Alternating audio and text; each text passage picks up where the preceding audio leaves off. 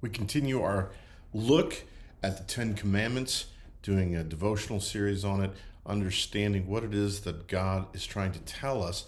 We tend to think it's a list of do's and don'ts, and in a sense it is, but really what it is God tells us, I have redeemed you, I've saved you, I've pulled you out of the land of slavery, I love you, I'm for you, love me back. These 10 commandments are the shape of that love. Put me first, have no other gods before me. Also culturally, just the idea that gods were in council with one another, not with God. He's in charge. Recognize that. Honor my name. Rest. I didn't redeem you from being slaves to only make you slaves to me. You need to learn how to rest as well. And we've looked at honor, father and mother, and today we're going to look at honoring life. You shall not murder. And we might say, well, none of us are murderers. I don't know a personal murderer. Other things, taking the Lord's name in vain, working when I should have been resting. Okay, I'm guilty of those things, but murder? That's bad, bad, bad. I haven't done that. But we're going to see that there's more to this command than simply refraining from the taking of another life. Are we ready? I'm going to read one passage from Matthew and then the passage from Exodus. Jesus said in Matthew 5, verse 21, "You have heard it was said to those of old, 'You shall not murder,' and whoever murders will be liable to judgment. But I say to you that everyone who is angry with his brother will be liable to judgment. Whoever insults his brother will be liable to the council. Whoever says 'you fool' will be liable to the hell of fire." In Exodus 20, verse 13, "You shall not murder."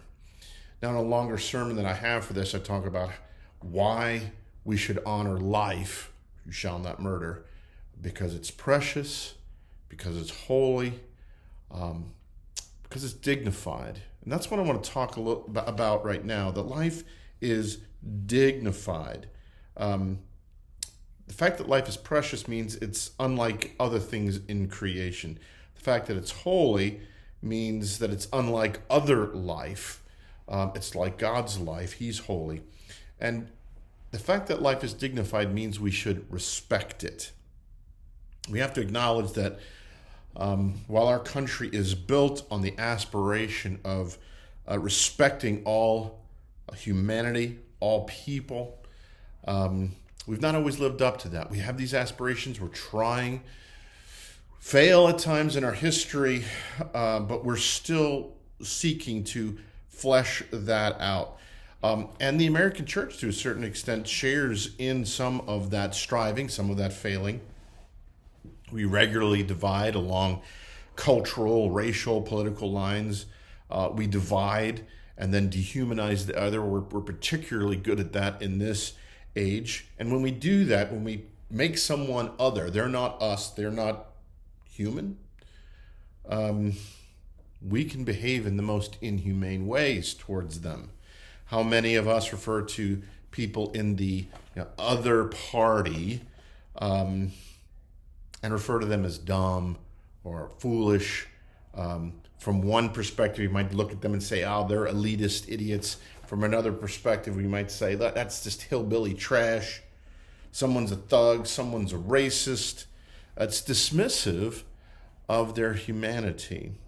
My personal favorite, I'm not proud of this, I'm not encouraging this, but a go-to in my mind is when I'm frustrated with somebody because I don't think they're thinking things through really well. I call them a Magoo. Maybe you remember the old cartoon, Mr. Magoo. He had poor eyesight and he was constantly getting himself into all kinds of trouble because he couldn't see things clearly. I think that about people. I shouldn't, but I do.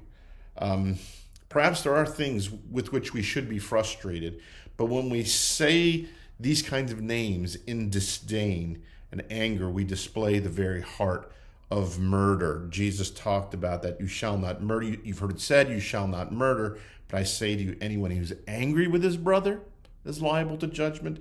Anybody who says, you fool, will be liable to the hell of fire. A fool. The Greek word there is raka, which means empty-headed, dull-witted, dim-witted.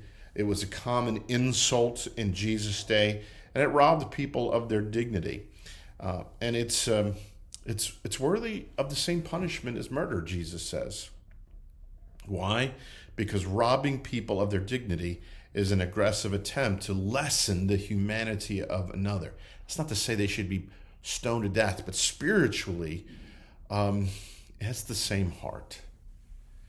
And it's inappropriate as we engage with others made in the image of God. C.S. Lewis, great author from the last century, English scholar, reminds us of this truth. He wrote in The Weight of Glory, "There are no ordinary people. You have never talked to a mere mortal in all your life. This does not mean that we are to be perpetually solemn. We must play. But our merriment must be of that kind, and it is, in fact, the merriest kind, which exists between people who have, from the outset, taken each other seriously. No flippancy, no superiority, no presumption." We need to respect each other because this creates an environment where human dignity can flourish, human life can flourish. And when we deny it to other people, when we become dismissive, disdainful, angry, we walk the path of murder. It's not me saying that. It's Jesus. We have to see that just because we haven't taken a life doesn't mean we're not guilty of devaluing life. Doesn't mean we're not guilty of murder in our hearts. It can be hard to realize that, to take it all in. But remember, God says, I have redeemed you. Love me this way. Honor the life that is made in my image. And when we see that we haven't, what do? Do we just crumble in shame and guilt?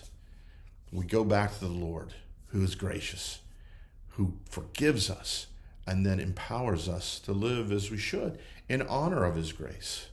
Yes, we may have been dismissive in the past, so don't do that going forward. Live in God's love for you by loving the people around you. God's blessings on you all.